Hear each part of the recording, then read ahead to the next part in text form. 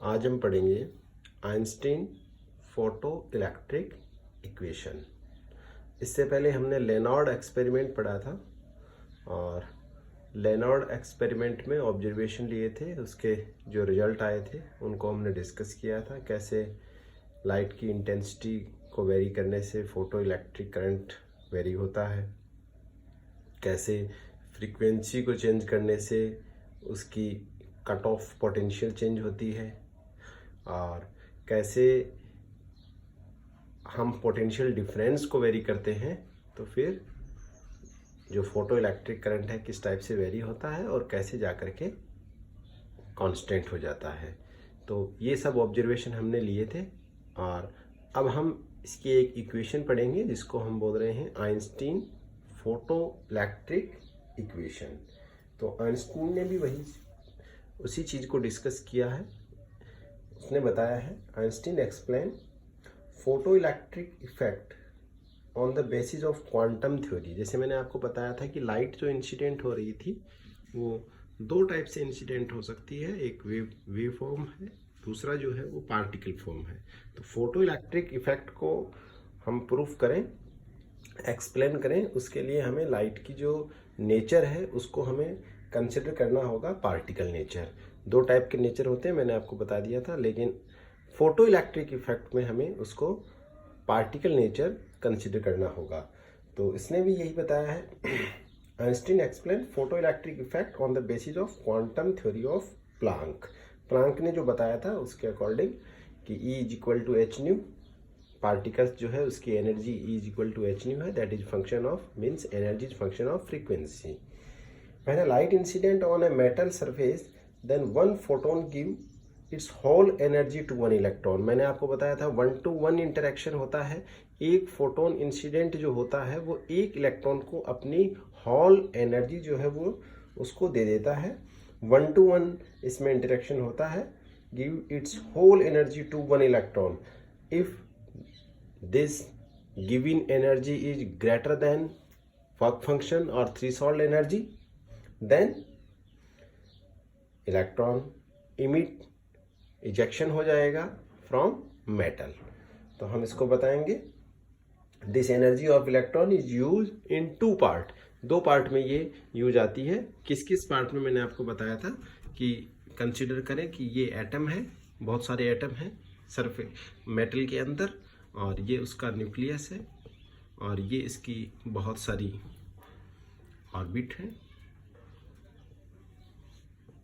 KLMN मैंने आपको बताया था, जिसमें ये आउटर ऑर्बिट के इलेक्ट्रॉन है। मैं रफ सा बना रहा हूँ इसको, ठीक है। ये फोटॉन्स यहाँ से आएंगे, एनर्जी के पैकेट, ये पैकेट इसको मिलेगा। अब इस पैकेट्स की जो एनर्जी है वो है E is equal to H nu, जिसमें H प्लांक कांस्टेंट है और न्यू जो है वो फ्रीक्वेंसी ऑफ इंसिडेंट फोटोन है। अब इस इलेक्ट्रॉन को जैसे ही ये फोटोन मिलेगा, ये इस एनर्जी का दो जगह पे यूज करेगा। क्या यूज करेगा? एक तो ये इलेक्ट्रॉन यहाँ से बाहर निकलेगा और रिमेनिंग एनर्जी है वो उसकी काइनेटिक एनर्जी में चेंज हो जाएगी। तो दो कौन कौन से हो गए हैं? पहला जो यूज है वो हो जाएगा the amount of energy equal to work function which is used to come out from metal surface। जो हमने वर्क फंक्शन इसको बताया था, वर्क फंक्शन उसके इक्वल जो एनर्जी है वो यहाँ पे यूज होगी, इसको इलेक्ट्रॉन को यहाँ से बाहर निकलने में, इसके इमिशन में। एंड रिमेनिंग एनर्जी जो है is convert into kinetic energy. तो दूसरा जो है वो हो जाएगा काइनेटिक एनर्जी। इट मीन्स अगर हमने कंसीडर किया कि जो फोटॉन्स इंसिडेंट हो रहे हैं उसकी जो एनर्जी है वो म्यू है और थ्रेशोल्ड फ्रीक्वेंसी जो है वो न्यू नॉट है, ये थ्रेशोल्ड फ्रीक्वेंसी है न्यू नॉट, और इंसिडेंट जो है वो कितना है, वो न्यू है। तो हम इसको कंसिडर कर रहे हैं, consider frequency of incident radiation is new, threshold frequency is new not. Work function जो है उसको मैं डब्ल्यू नॉट कह रहा हूँ। वर्क फंक्शन डब्ल्यू नॉट, जिसको आप लिख सकते हैं, ये भी एक एनर्जी है, थ्रेशोल्ड एनर्जी, जिसको हम लिख सकते हैं H nu not. New nought जो है वो थ्रेशोल्ड फ्रीक्वेंसी है, न्यू इंसिडेंट फ्रीक्वेंसी है, और डब्ल्यू नॉट जो है वो वर्क फंक्शन है, और जिसकी वैल्यू थ्रेशोल्ड एनर्जी के इक्वल है। थ्रेशोल्ड एनर्जी को हम लिखते हैं एच न्यू नॉट, जहाँ पे न्यू नॉट जो है वो थ्रेशोल्ड फ्रीक्वेंसी है। Work function of then kinetic energy of emitted electron, तो काइनेटिक एनर्जी को हम लिखेंगे K E maximum, that will be equal to half M we square, और v को हम कर देंगे मैक्सिमम। तो kinetic energy of ejected emitted electrons वो हो जाएगी आपकी half M we square maximum. अब देखिए, according to Einstein we can write total energy is here H new, that is equal to sum of work function, तो ये मैंने work function लिखा है, प्लस काइनेटिक एनर्जी, यानी कि टोटल एनर्जी जो हमारे पास इंसिडेंट हुई वो एच न्यू थी, और वो दो पार्ट में डिवाइड हुई है, वर्क फंक्शन यानी थ्रेशोल्ड एनर्जी, और रिमेनिंग जो है वो काइनेटिक एनर्जी। तो इसको मैं यू लिख सकता हूँ, H nu is equal to, देखिए मैंने यहाँ पे डब्ल्यू जो नॉट है वर्क फंक्शन उसको थ्रेशोल्ड एनर्जी के इक्वल लिखा है, तो मैं इस टर्म्स में इसको लिख सकता हूँ एच न्यू नॉट प्लस यहाँ पे मैंने के ई मैक्सिमम जो kinetic energy, if mass of electron is m and velocity maximum velocity is v maximum, then K E maximum is written as half M we square maximum. तो ये मैंने half M we square maximum इसको लिख दिया है, तो यहाँ पे भी मैं इसको ऐसे ही लिख दूंगा, ये हो गया मेरा half M we square maximum. अब देखिए यहाँ से मैं अगर हाफ एम वी स्क्वायर को सेपरेट करूं तो ये हो जाएगा half M we square maximum is equal to H nu minus H nu nought, जिसमें एच न्यू जो है वो एनर्जी ऑफ इंसिडेंट फोटोन है, एच न्यू नॉट जो है वो थ्रेशोल्ड एनर्जी है, जिसको हम वर्क फंक्शन बोल रहे हैं। Half M we square maximum जो है वो maximum kinetic energy of emitted electrons है। तो काइनेटिक एनर्जी को हम लिख सकते हैं यहाँ पे K E is equal to H nu minus H nu nought, ये हमारा एक इक्वेशन यहाँ पे आ गया है, H nu minus H nu nought. This is Einstein photoelectric equation, इसको हम बोलते हैं photoelectric equation. Einstein photoelectric equation आपसे पूछे तो आप बता देंगे के ई, इसको मैक्सिमम भी ले सकते हैं, K E maximum is equal to H nu minus H nu nought. अब हम इसको मॉडिफाई कर सकते हैं कैसे कर सकते हैं, हमें पता है कि फ्रीक्वेंसी जो होती है, frequency nu is equal to C by lambda, C is your speed of light, lambda is your wavelength. तो अब मैंने आपको बताया था कि अगर पार्टिकल मोशन में है तो वो वेव की तरह बिहेव करता है, तो उस वेव की वेवलेंथ जो है वो कितनी है, लैम्डा है। तो nu is equal to C by lambda, ये आपको फॉर्मूला लर्न करना है। तो अब यहाँ पे मैं इसको इस फॉर्म में लिख सकता हूँ K E maximum is equal to H को मैंने कॉमन ले लिया यहाँ पे, तो ये न्यू माइनस न्यू नोट यहाँ पे रह जाएगा, तो न्यू को मैंने लिख दिया सी बाई लेमडा माइनस इसको मैंने लिख दिया सी बाई लेमडा नॉट, ये g c by lambda not.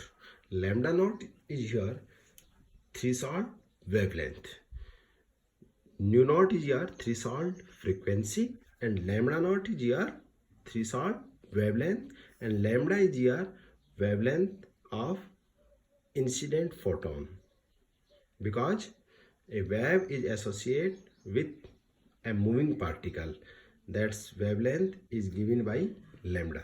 तो c by lambda is equal to c by lambda minus c by lambda not. c को हम यहाँ पे कॉमन भी ले सकते हैं और इसको हम लिख सकते हैं के ई मैक्सिमम. हमें पता है के ई मैक्सिमम, अगर हम उसका कट ऑफ पोटेंशियल देखें लेनार्ड एक्सपेरिमेंट में, आप उसको थोड़ा सा याद कीजिए. लेनार्ड एक्सपेरिमेंट में हमने देखा था कि ऐसे इलेक्ट्रॉन इधर जा रहा था और यहाँ पे हमने प्लेट पे नेगेटिव चार्ज लगाया था और उस नेगेटिव चार्ज की वैल्यू मैंने आपको बताई थी -3 वोल्ट.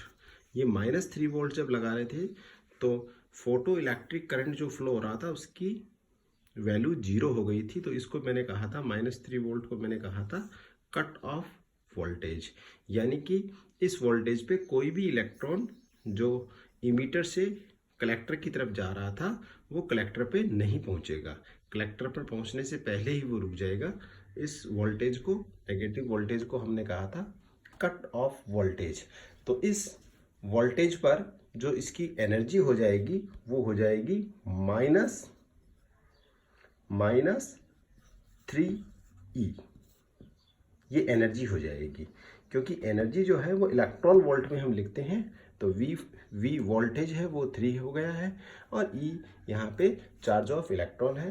तो मैक्सिमम काइनेटिक एनर्जी, अगर मैं -3 वोल्टेज यहाँ पे लेता हूँ तो एनर्जी जो बन जाएगी इलेक्ट्रॉन की, जो इधर से इसको रोकेगी, वो हो जाएगी EV. तो हम के ई मैक्सिमम को लिख सकते हैं, क्योंकि अगर कट ऑफ वोल्टेज की वैल्यू V0 है तो हम मैक्सिमम काइनेटिक एनर्जी को इस फॉर्म में भी लिख सकते हैं. वो हो जाएगा मेरा यहाँ पे EV0 इज इक्वल टू ऊपर वाले इक्वेशन से, इस वाले इक्वेशन से लिखें तो ये हो जाएगा h nu minus h nu nought. ये इक्वेशन हो गया है EV0 is equal to h nu minus h nu nought. तो ऐसे आप इसको लिख सकते हैं. यहाँ से आप कट ऑफ वोल्टेज जो है उसको भी, कट ऑफ वोल्टेज को भी हम लिख सकते हैं. जो स्टॉपिंग पोटेंशियल था उसको हम लिख सकते हैं V0 इज इक्वल टू, देखिए ये लिखा हुआ है यहाँ पे मैक्सिमम काइनेटिक एनर्जी को मैंने इस फॉर्म में लिख दिया है. मैंने आपको एक्सप्लेन कर दिया है कि इस फॉर्म में मैंने कैसे लिखा है इसको, क्योंकि इलेक्ट्रॉन जो जा रहा था उसको रोकने के लिए कट ऑफ वोल्टेज की वैल्यू V0 थी. तो अगर वोल्टेज V0 है तो एनर्जी कितनी हो जाएगी, EV हो जाएगी. EV का मीनिंग EV0 हो जाएगा. तो कट ऑफ वोल्टेज को आप लिख सकते हैं V0 इज इक्वल टू, यहाँ से h/e कर दूँ इसको, तो ये हो जाएगा h/e न्यू माइनस इधर हो जाएगा h/e न्यू नॉट, यानी कि V0 इज इक्वल टू हो जाएगा h/e और ये हो जाएगा nu minus nu nought. h/e is equal to nu minus h/e nu minus nu nought. ये हमारा एक इक्वेशन आ गया है. अब हम अगर इनकी नंबरिंग करें तो देखो के ई मैक्सिमम जो था वो हमारा था कितना, h nu minus h nu not, जिसको हमने पहला इक्वेशन कहा था के ई मैक्सिमम. ये यहाँ पे लिख देता हूँ दोबारा से, h nu minus h nu not. के ई को मैं यहाँ पे मैक्सिमम कह देता हूँ, इसको इक्वेशन नंबर 1. और K E is equal to h c/ lambda, इसको मैं लिख देता हूँ इक्वेशन नंबर 2. और के ई मैक्सिमम जो मैंने यहाँ पे लिखा, ये लिखा था के ई मैक्सिमम, इसको मैं EV0 कह सकता हूँ, जिसमें V0 जो है वो कट ऑफ वोल्टेज है. तो ये इक्वेशन नंबर 3 कर दिया मैंने इसको. और ये V0 is equal to h/e nu minus nu nought जो है उसको मैंने इक्वेशन नंबर 4 कर दिया है. ये इक्वेशन नंबर 4, ठीक है. अब मैं अगर ये कहूँ कि फ्रॉम इक्वेशन 2 and 3 देखिए ये इक्वेशन नंबर 2 है। 2 जो है वो है K E maximum is equal to H nu minus H nu nought. देखिए, या इसको लिखें K E maximum is equal to H C by lambda minus C by lambda nought. इधर के ई मैक्सिमम को मैंने लिखा है ई वी नॉट। तो देखिए एक साथ हम इसको देखें तो ये हमारा के ई मैक्सिमम जो है इसकी जगह पे मैं लिख सकता हूँ ई वी नॉट। तो हमारा इक्वेशन बन जाएगा, इक्वेशन ये बन जाएगा E V not is equal to, कौन से इक्वेशन से है ये इक्वेशन नंबर 2 and 3। तो यहाँ पे लिख देता हूँ मैं from equation 2 and 3, from equation 2 and 3। ये 3 जो है उससे के ई मैक्सिमम की वैल्यू ई वी नॉट है, और ये के ई मैक्सिमम जो है वो यहाँ पे ये लिखा हुआ है। तो इसकी जगह पे के ई मैक्सिमम की जगह पे मैं लिख देता हूँ ई वी नॉट। तो ये ई वी नॉट आ गया, और ये जो है H C by lambda minus C by lambda nought, इसको मैं यहाँ पे लिख देता हूँ। तो ये हो गया H C by lambda minus C by lambda nought, और यहाँ से वी नॉट जो है उसको हम लिख देंगे H by E C by lambda minus C by lambda not. ये हमारा इक्वेशन बन गया। ठीक है, तो ये इक्वेशन नंबर, इसको मैं 5 बोल दूंगा। ये equation number 5, V not is equal to H by E C by lambda minus C by lambda nought. ठीक है, ये वी नॉट यहाँ पे कट ऑफ वोल्टेज है, एच प्लांक कांस्टेंट है, ई चार्ज ऑफ इलेक्ट्रॉन है, सी स्पीड ऑफ लाइट है, lambda wavelength है। इंसिडेंट फोटॉन्स की भी वेवलेंथ होती है, फ्रीक्वेंसी और वेवलेंथ दोनों ही होती हैं, क्योंकि पार्टिकल जब मोशन में होता है तो मूविंग पार्टिकल जो होता है उसके साथ एक वेव एसोसिएट होता है, उसकी वेवलेंथ हमने लेमडा कंसिडर किया है, और minus C by lambda not is your threshold wavelength. अब हम एक इक्वेशन ध्यान करें, हमें पता है एक इक्वेशन है आपका y is equal to m x plus c. आपको ध्यान में होगा एक स्ट्रेट लाइन का इक्वेशन आता है, y is equal to m x plus c. y is equal to m x plus c, यानी कि अगर हम x और y में, यहाँ पे x और y जो है वो वेरिएबल होते हैं, आपको पता है मैथ्स वालों को, x और y वेरिएबल है जिनमें ग्राफ प्लॉट करते हैं। m जो होता है वो वहाँ पे स्लॉप होता है। जैसे ये मैं बताऊँ आपको कि ये x है और ये y है, ये x और y दो वेरिएबल हैं। अगर इस टाइप से कोई इक्वेशन आती है y is equal to m x plus c, तो वो स्ट्रेट लाइन की इक्वेशन होती है, जिसमें x ये वाला ले लिया पॉइंट मैंने, हॉरिजॉन्टल लाइन ले ली है, y वर्टिकल लाइन ले ली है, m जो है वो यहाँ पे स्लॉप होता है जो लाइन बनती है उसका। जैसे ये मैंने बनाया, तो ये वाला जो स्लॉप है थीटा, इसको हम लिखते हैं m, tan theta. m is equal to होता है टेन थीटा, ये अगर थीटा है तो m इज इक्वल टू होता है टेन थीटा। ये स्लॉप होता है, स्लॉप जो होता है वो m होता है, और इसमें अगर ये जो आपका c है ये नेगेटिव है, तब तो ये लाइन यहाँ पे काटती है। ठीक है, और अगर ये c जो है वो पॉजिटिव होता है, तो इसको हम ऐसे लिखते हैं, ये x और ये y, और ये लाइन यूं जाती है, जिसमें ये तो हो जाता है इसका, ये थीटा होता है, तो इसको तो ले लेते हैं टेन थीटा, ये तो हो जाता है m, और ये जो लेंथ है इसको हम ले लेते हैं c। अगर ये प्लस होता है और माइनस होता है तो इसको हम यहाँ पे c ले लेते हैं, इसको हम 0 0 कंसिडर करते हैं। तो ये ग्राफ होता है y is equal to m x plus c का। अब आप देखिए, अब आप इसमें देखेंगे तो आपको देखिए इक्वेशन नंबर 4 को आप एक बार देखिए, इक्वेशन नंबर 4, इसमें v nought is equal to H by E nu minus nu nought. किसी भी मटेरियल के लिए अगर हम एक ग्राफ प्लॉट करें, किसी भी फोटो सेंसिटिव मटेरियल के लिए, तो इस इक्वेशन को मैं एक बार यहाँ पे लिख देता हूँ। V not is equal to H by E nu minus H by E nu naught. देखो किसी भी फोटो सेंसिटिव मटेरियल के लिए वर्क फंक्शन की वैल्यू कांस्टेंट होगी। Work function because work function is property of material. तो work function is property of material. किसी भी मटेरियल की बात करें हम फोटो सेंसिटिव मटेरियल की, तो उसमें उसके लिए न्यू नॉट फिक्स होगा। एच प्लैंक कांस्टेंट है, वो भी कांस्टेंट है। ई चार्ज ऑफ इलेक्ट्रॉन है, वो भी कांस्टेंट है।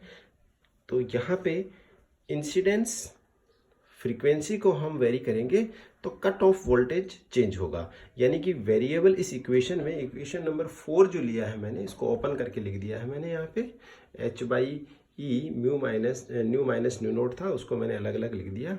H by E nu minus H by E new note, अलग अलग मैंने इसको लिख दिया है। तो यहाँ पे हमने ये देखा है कि वेरिएबल कंपोनेंट इसमें दो हैं। एक तो है frequency, incidence, frequency of incident photon, और दूसरा उस पर डिपेंड कर रहा है कट ऑफ वोल्टेज। तो ये इंसिडेंस फोटॉन्स की फ्रीक्वेंसी है और ये उसके अकॉर्डिंग कट ऑफ वोल्टेज है। तो ये दोनों वेरी होंगे। तो वेरिएबल कंपोनेंट हमारे पास हो गए हैं न्यू एंड वी नोट। अब एच भी यहाँ पे कांस्टेंट है, ई भी कांस्टेंट है, और न्यू नोट जो है वो किसी गिवन मटेरियल के लिए वो भी कांस्टेंट है। तो हम इसको यूँ कह सकते हैं कि एच बाई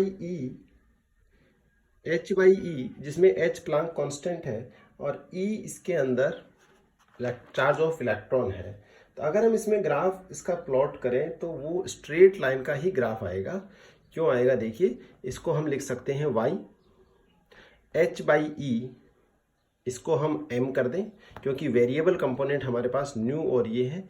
तो इसको मैं y इज इक्वल टू, अगर y is equal to m x plus c, इससे मैं कंपेयर करूं तो देखिए y तो हो गया है v नॉट जिसको कट ऑफ वोल्टेज बोलेंगे, और h बाई ई जो है वो हो गया है m। मैं यहाँ पे ही लिख देता हूँ इसके नीचे ही, y is equal to m x plus c. हम इस इक्वेशन से इसको कंपेयर करें तो y जो है y एक्सिस उस पर हम v नॉट लेंगे, h बाई ई कॉन्स्टेंट हो गया है, और c जो है वो भी यहाँ पे h by E nu not है, वो भी यहाँ पे कांस्टेंट है। तो और वो नेगेटिव में भी है। तो अगर हम यहाँ पे एक ग्राफ प्लॉट करते हैं, किस किस के बीच में ग्राफ प्लॉट करें, एक तरफ तो हम ले लें, देखिए एक तरफ तो हम ले इंसिडेंस फ्रीक्वेंसी न्यू, और एक तरफ हम ले कट ऑफ वोल्टेज। तो हमें m जो है वो हमारे लिए होगा h बाई ई, ये देखिए m h बाई ई होगा, और जो यहाँ पे काटेगा, इसको कटिंग करेगा, वो होगा माइनस में, जिसकी वैल्यू होगी h by E new note. तो देखो ये ग्राफ ऐसे ग्राफ आएगा जिसमें ये वाली जो लेंथ होगी वो होगी यहाँ से, जो c जो है वो हो गया है minus c is equal to, ये लिख रहा हूँ मैं, c is equal to minus h by E nu nought. ठीक है, और ये यहाँ पे टेन थीटा जिसको हम m कहते हैं वो हो गया है h by e. Tan theta is equal to m is equal to h by e. ये किसी एक मटेरियल के लिए मैंने ग्राफ प्लॉट किया है। ठीक है, ये किसी एक ग्राफ के लिए मैंने किसी मटेरियल के लिए ग्राफ प्लॉट किया है, जिसमें m जो आ गया है वो ये आ गया है h बाई ई, और c जो आ गया है वो minus h by E nu nought. अब हम किसी दूसरे मटेरियल के लिए अगर ग्राफ प्लॉट करते हैं तो देखिए दूसरे किसी भी मटेरियल के लिए लेंगे तो दूसरे मटेरियल के लिए न्यू नॉट की वैल्यू चेंज हो जाएगी। जब न्यू नॉट की वैल्यू चेंज होगी तो किसकी वैल्यू चेंज हो जाएगी, c की वैल्यू भी चेंज हो जाएगी, because c is equal to minus H by E nu nought. तो हमने जैसे ही मटेरियल को चेंज किया, ये किसी एक मटेरियल के लिए ग्राफ प्लॉट किया था, किस किस में किया था, incidence frequency and cut off voltage में। किसी एक मटेरियल के लिए इस टाइप से आया जिसमें सी की वैल्यू जो थी वो -h/e न्यू नॉट थी। अब हम यहाँ पे जैसे मैंने किसी एक मटेरियल के लिए लिया तो उसको मैं न्यू नॉट 1 कह देता हूँ। अब दूसरा मटेरियल लिया मैंने, दूसरा मटेरियल जैसे ही मैं लूँगा तो उसमें सी की वैल्यू चेंज हो जाएगी, वो हो जाएगी -h/e न्यू नॉट 2। लेकिन टेन थीटा जो था वो था पहले वाले में h/e। अब दूसरे वाले में भी क्योंकि ये वेरिएबल नहीं है, h कांस्टेंट है, v भी कांस्टेंट है, इसका मीनिंग जो दूसरा ग्राफ आएगा वो भी इसके पैरेलल ही आएगा। पैरेलल कैसे आएगा देखिए, अगर इसके लिए c ज़्यादा है तो ये ग्राफ यहाँ से स्टार्ट होगा, ऐसे ग्राफ आएगा। ठीक है, इस ग्राफ में पहले वाले ग्राफ में जो थीटा था यानी कि जो टेन थीटा था, दूसरे मटेरियल के लिए भी वो उतना ही रहेगा, थीटा ही रहेगा, यानी कि ये फर्स्ट और सेकंड दोनों लाइनें पैरेलल चलेंगी। तीसरे मटेरियल के लिए बनाए तो सी चेंज हो जाएगा, सी देखो यहाँ से डिस्टेंस है ये वाला, ये सी चेंज हो जाएगा। ठीक है, और ऐसे ग्राफ जाएगा ये थर्ड के लिए, लेकिन इसमें भी थीटा वही रहेगा। क्यों रहेगा? क्योंकि टेन थीटा जो है वो h/e है, h/e में h भी कांस्टेंट है और e भी कांस्टेंट है, यानी कि जितने भी मटेरियल हम लेंगे अलग अलग टाइप्स के, सबके लिए टेन थीटा सेम रहेगा, क्योंकि टेन थीटा की वैल्यू कितनी है, h/e है, लेकिन सबके लिए c की वैल्यू डिफरेंट रहेगी। तो ये यहाँ से स्टार्ट होंगे अलग अलग जगह से, लेकिन सारे के सारे जो ग्राफ आएंगे वो पैरेलल आएंगे। अब हम ऐसे आपसे पूछ सकते हैं कि हमने दो मटेरियल लिए, दोनों की थ्रेशोल्ड फ्रीक्वेंसी आपको गिवन कर दें या बता दें कि एक की ज़्यादा है एक की कम है, तो उसमें आप इंसिडेंस फ्रीक्वेंसी और कट ऑफ पोटेंशियल में ग्राफ प्लॉट कीजिए। तो पहला तो हमारा ये रहेगा कि दोनों के लिए या जितने भी आपको मटेरियल दिए सबके लिए जो ग्राफ जो आएंगे उनमें लाइनें पैरेलल आएंगी, क्योंकि टेन थीटा जो होता है वो कांस्टेंट होता है, h/e होता है जिसमें h और e दोनों ही कांस्टेंट है, तो टेन थीटा इनमें कांस्टेंट होगा, इसलिए जो ग्राफ है वो पैरेलल आएंगे। और फिर हम देख लेंगे जिसके लिए फ्रीक्वेंसी जो थ्रेशोल्ड फ्रीक्वेंसी कम है उसके लिए यहाँ से हम जो स्पेस ले रहे हैं वो उसके अकॉर्डिंग चेंज करते जाएंगे। तो ये हमारा हो गया है। अब हम कल इसकी एक्सप्लेनेशन पढ़ेंगे कि कैसे इसने प्रूफ किया